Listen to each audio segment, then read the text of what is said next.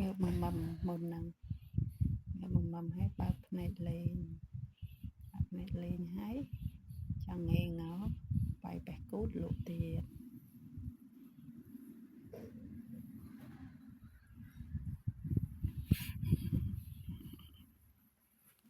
ហើយឆាំងនេះតន់គេងទេ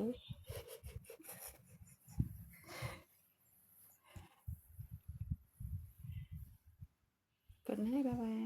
good night តែប៉ុណ្ណេះម៉ោង1 7